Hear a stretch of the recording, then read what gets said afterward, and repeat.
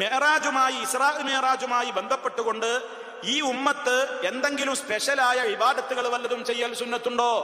അഥവാ അതിന്റെ രാത്രിയിൽ പ്രത്യേക നിസ്കാരമുണ്ടോ? അതിന്റെ പകലിൽ മേറാജ് നോമ്പെന്ന പേരിൽ മേറാജ് നോമ്പുണ്ടോ?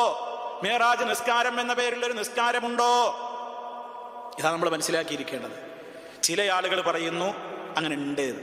എന്നാൽ ശാഫിഈ മദ്ഹബിലെ പ്രസിദ്ധനായ പണ്ഡിതൻ ഇമാം ഇബ്നു ഹജറുൽ അസ്ഖലാനി റഹിമഹുല്ലാഹ് സഹീഹുൽ ബുഖാരിക്ക് ഫത്ഹുൽ ബാരി എന്ന പേരിൽ വ്യാഖ്യാനം എഴുതിയിട്ടുള്ള വിശ്വവിഖ്യാതനായ പ്രസിദ്ധനായ പണ്ഡിതൻ ഇബ്നു ഹജറുൽ അസ്ഖലാനി റഹിമഹുല്ലാഹ്, ഫത്ഹുൽ ബാരി എന്ന് പറയുന്ന ഗ്രന്ഥത്തിന്റെ കർത്താവ്, അദ്ദേഹത്തിന് ഒരു ചെറിയ മറ്റൊരു കിതാബുണ്ട്. പല ഗ്രന്ഥങ്ങൾ എഴുതിയിട്ടുണ്ട് മഹാനവറുകൾ. അദ്ദേഹത്തിന്റെ ഒരു ഗ്രന്ഥമാണ് തബ്യീനുൽ അജബ് ബിമാ വറദ ഫീ ഫദ്ലി റജബ്.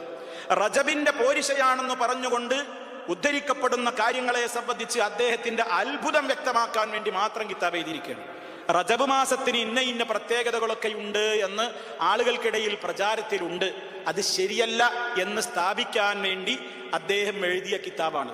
ആ കിതാബിൽ അദ്ദേഹം പറയുകയാണ്, ഒരു അധ്യായത്തിലുള്ള ഒരു ഖണ്ഡികയിൽ അദ്ദേഹം പറയുകയാണ്, ശരിക്കും നമ്മൾ മനസ്സിലാക്കണം.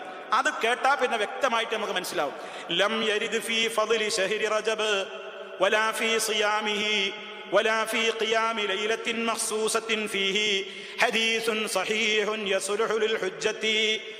ലം യരിദ് വന്നിട്ടേ ഇല്ല ഫീ ഫദ്ലി ശഹ്രി റജബ്, റജബ് മാസത്തിന്റെ ശ്രേഷ്ഠതയെ സംബന്ധിച്ച് വന്നിട്ടില്ല.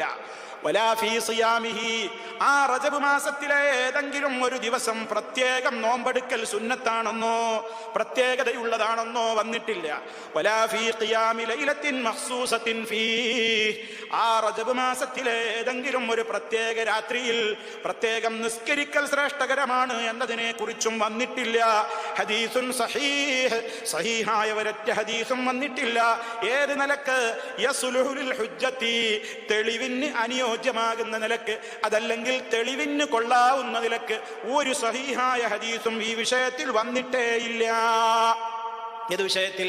റജബ് മാസത്തിന്റെ എന്തെങ്കിലും ഒരു പോരിശയെ പറ്റി, അതിൽ പ്രത്യേക നോമ്പോ പ്രത്യേക നിസ്കാരമോ പഠിപ്പിക്കുന്ന ഒരു ഹദീസും സഹീഹായി വന്നിട്ടില്ല.